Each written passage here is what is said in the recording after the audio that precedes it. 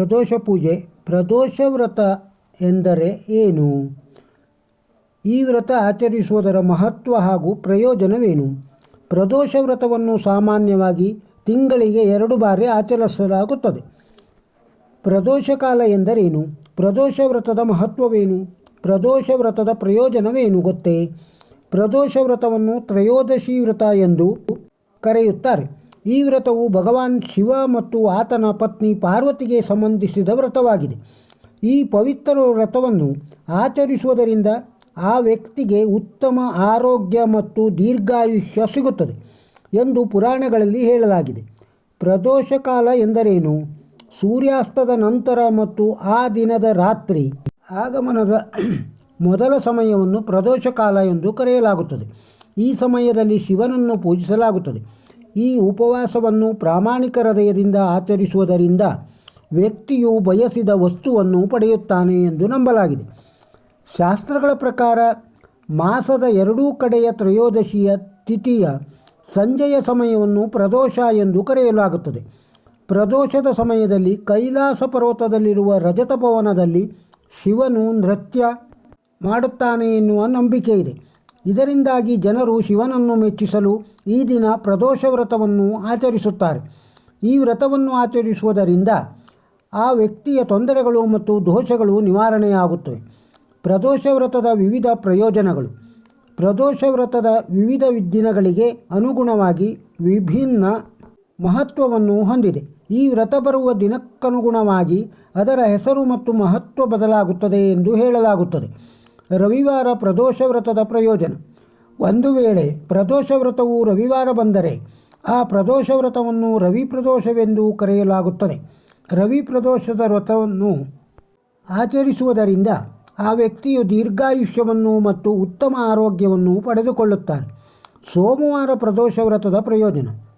ಸೋಮವಾರದ ಪ್ರದೋಷ ವ್ರತವನ್ನು ಸೋಮ ಪ್ರದೋಷ ವ್ರತ ಅಥವಾ ಚಂದ್ರ ಪ್ರದೋಷ ವ್ರತ ಎಂದು ಕರೆಯಲಾಗುತ್ತದೆ. ಈ ಪ್ರದೋಷ ವ್ರತವನ್ನು ಆಚರಿಸುವುದರಿಂದ ಆ ವ್ಯಕ್ತಿಯ ಮಾನಸಿಕ ಆರೋಗ್ಯ ಪ್ರಾಪ್ತಿ ಹಾಗೂ ಎಲ್ಲ ಆಸೆಗಳು ಈಡೇರುತ್ತವೆ ಎನ್ನುವ ನಂಬಿಕೆ ಇದೆ. ಮಾತೃದೋಷ ಪರಿಹಾರ. ಮನಸ್ಸಿನ ಗೊಂದಲಗಳ ನಿವಾರಣೆ, ಕಲ್ಯಾಣ ಗೊಂದಲ ನಿವಾರಣೆ, ಮಾತೃ ಸಂಬಂಧಿಸಿದ ಭೂ ವಿವಾದಗಳನ್ನು ಹಾಗೂ ದ್ವೇಷಗಳಲ್ಲಿ ನಿವಾರಣೆ, ಸರ್ವ ಮನಸ್ಸನ್ನು ಕಳುಹಿಸಿದ್ದಾಗುತ್ತದೆ. ಮಂಗಳವಾರ ಪ್ರದೋಷ ವ್ರತದ ಪ್ರಯೋಜನ. ಪ್ರದೋಷ ವ್ರತವು ಮಂಗಳವಾರ ಬಂದರೆ ಆ ವ್ರತವನ್ನು ಭೌಮ ಪ್ರದೋಷ ಎಂದು ಕರೆಯಲಾಗುತ್ತದೆ. ಈ ದಿನ ಉಪವಾಸ ಆಚರಿಸುವುದರಿಂದ ರೋಗಗಳಿಂದ ಮುಕ್ತಿ ಸಿಗುತ್ತದೆ. ಜಾತಕದಲ್ಲಿ ಕಾಣಿಸುವ ಅಂಗಾರಕ ಅಥವಾ ಕುಜದೋಷ ನಿವಾರಣೆಯಾಗುತ್ತದೆ. ಬುಧವಾರ ಪ್ರದೋಷ ವ್ರತದ ಪ್ರಯೋಜನ. ಬುಧವಾರ ಪ್ರದೋಷ ವ್ರತವನ್ನು ಆಚರಿಸುವುದರಿಂದ ಎಲ್ಲ ರೀತಿಯ ಇಷ್ಟಾರ್ಥಗಳು ಈಡೇರುತ್ತವೆ. ಗುರುವಾರ ಪ್ರದೋಷ ವ್ರತದ ಪ್ರಯೋಜನ. ಗುರುವಾರ ಕೂಡ ಕೆಲವೊಮ್ಮೆ ಪ್ರದೋಷ ವ್ರತವನ್ನು ಆಚರಿಸಲಾಗುತ್ತದೆ. ಒಂದು ವೇಳೆ ನೀವು ಗುರುವಾರ ಬರುವ ಪ್ರದೋಷ ವ್ರತವನ್ನು ಉಪವಾಸವನ್ನು ಆಚರಿಸಿದರೆ ನಿಮ್ಮೆಲ್ಲ ಶತ್ರುಗಳು ನಿಮ್ಮಿಂದ ದೂರವಾಗುತ್ತಾರೆ.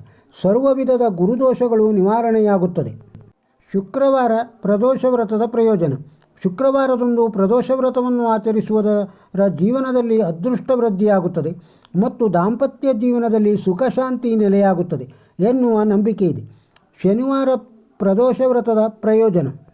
ಶನಿವಾರ ಪ್ರದೋಷ ಉಪವಾಸವನ್ನು ಶನಿ ಪ್ರದೋಷ ಎಂದು ಕರೆಯಲಾಗುತ್ತದೆ ಮತ್ತು ಜನರು ಈ ದಿನ ಸಂತಾನವನ್ನು ಪಡೆಯುವ ಬಯಕೆ, ಕಲ್ಯಾಣ ಭಾಗ್ಯ, ಆರೋಗ್ಯ ಭಾಗ್ಯ, ಸರ್ವ ದುಃಖ ನಿವಾರಣೆಗಾಗಿ ಈ ಉಪವಾಸವನ್ನು ಆಚರಿಸುತ್ತಾರೆ.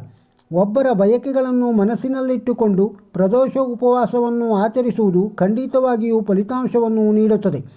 ಸಕಲ ರೀತಿಯ ಶನಿಬಾಧೆಯನ್ನು ನಿವಾರಣೆ ಮಾಡುತ್ತದೆ. ಪ್ರದೋಷ ವ್ರತದ ಪೌರಾಣಿಕ ಮಹತ್ವ. ಪುರಾಣಗಳ ಪ್ರಕಾರ ಒಂದು ಪ್ರದೋಷ ಉಪವಾಸದ ಫಲ 2 ಹಸುಗಳ ದಾನಕ್ಕೆ ಸಮ. ಈ ಉಪವಾಸದ ಮಹತ್ವವನ್ನು ವೇದಗಳ ಮಹಾನ್ ವಿದ್ವಾಂಸರು ಸೂತಜಿ ಗಂಗಾ ನದಿಯ ದಡದಲ್ಲಿರುವ ಶೌನಕಾದಿ ಋಷಿಗಳಿಗೆ ತಿಳಿಸಿದರು.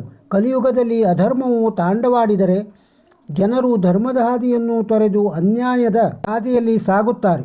ಆ ಸಮಯದಲ್ಲಿ ಪ್ರದೋಷ ವ್ರತವು ಉತ್ತಮ ಮಾಧ್ಯಮವಾಗುತ್ತದೆ. ಶಿವನ ಆರಾಧನೆಯಿಂದ ಪಾಪ ಪರಿಹಾರವಾಗುತ್ತದೆ ಎಂದು ಹೇಳಿದ್ದರು. ದುಃಖಗಳನ್ನು ತೊಡೆದುಹಾಕಲು ಈ ವ್ರತದ ಮಹತ್ವವನ್ನು ಈ ಹಿಂದೆ ಶಿವನ ತಾಯಿ ಸತಿಗೆ ಹೇಳಿದ್ದನು. ಈ ಪ್ರದೋಷ ಪೂಜೆಯ ಮಹತ್ವವನ್ನು ನೀವು ತಿಳಿದುಕೊಳ್ಳಿ. ಇದರ ಬಗ್ಗೆ ಮಾಹಿತಿಯನ್ನು ಕೊಡಿ. ಎಲ್ಲ ವಿಧವಾದ ಪರಿಹಾರಗಳು ಈ ಪೂಜೆಯಲ್ಲಿ ನೆರವೇರುತ್ತದೆ. ಜೈ ಶ್ರೀರಾಮ್, ಜೈ ಜೈ ಶ್ರೀರಾಮ್, ಜೈ ಆಂಜನೇಯ. ಈ ವಿಡಿಯೋದಲ್ಲಿರುವ ಮಾಹಿತಿ ನಿಮಗೆ ಇಷ್ಟವಾಗಿದ್ದರೆ ಒಂದು ಲೈಕ್ ಕೊಡಿ. ಇದನ್ನು ಇತರರಿಗೂ ಶೇರ್ ಮಾಡಿ. ನಮ್ಮ ಚಾನಲ್ಲಿಗೆ ಸಬ್ಸ್ಕ್ರೈಬ್ ಇನ್ನೂ ಆಗದೇ ಇದ್ದರೆ ಸಬ್ಸ್ಕ್ರೈಬ್ ಆಗಿ. ಮತ್ತೊಮ್ಮೆ ಸಿಗೋಣ. ನಮಸ್ಕಾರ.